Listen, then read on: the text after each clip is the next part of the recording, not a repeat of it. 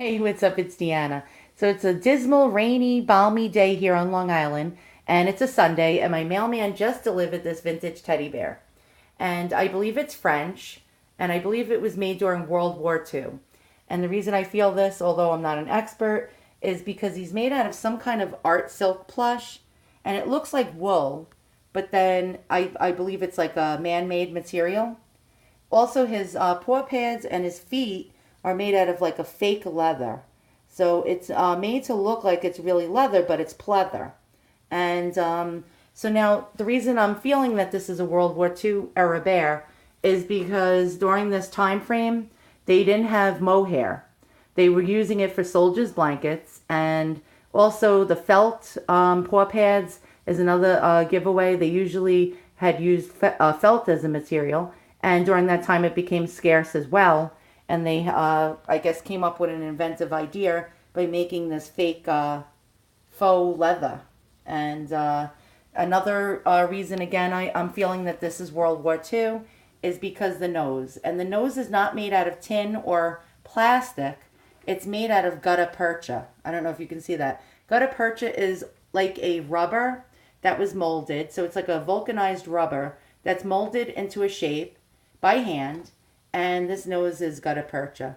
The eyes are actually glass. One of the eyes over here is cracked down the center. I don't know if you could see that. But that's another dead giveaway. Probably like sometime in the 50s they started to make plastic safety eyes, but these are glass. So this World War II era bear is most likely French. Now, I am not an expert in any shape or form, but I believe this is a French bear. He was probably made probably around 1943 or so, probably around that time frame. He has little stitch claws, and he has cardboard inserts in the bottoms of his feet so he can stand up. And he's nicely stuffed with straw or some kind of excelsior. And he has a squeaker in his back, but sadly it's not working. And it's a nice sturdy squeaker made out of some kind of metal. I could feel it. And again, you don't really see too many bears with these type of noses. These noses are really, really cute. And he can be positioned in all different contortions. His head can be moved, his arms, his legs. Also, you can see the stitching.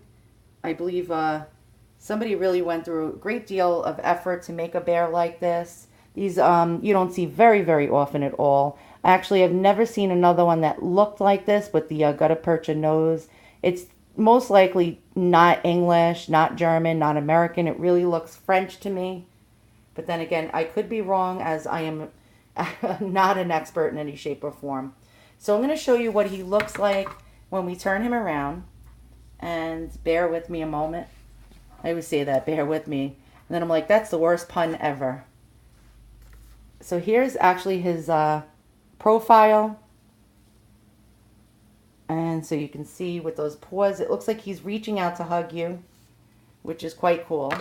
And I'm using a lamp over here because it's very dark in my house because of there's no light coming in since it's raining hard. And so this is what he looks like from the back.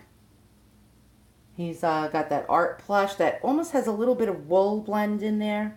I don't know if you can see that. And he has, you can see like a V stitching on the back of his head. So he's really a cool bear. I'm glad to add him to my collection. Sadly, his squeaker doesn't work, but it doesn't bother me too much. So once again, thanks for watching. If you like what you see, hit the thumbs up and subscribe. And stay tuned because I'm going to be uploading more videos showing you antiques, vintage and antique and old toys, and all sorts of interesting things. Thanks for watching.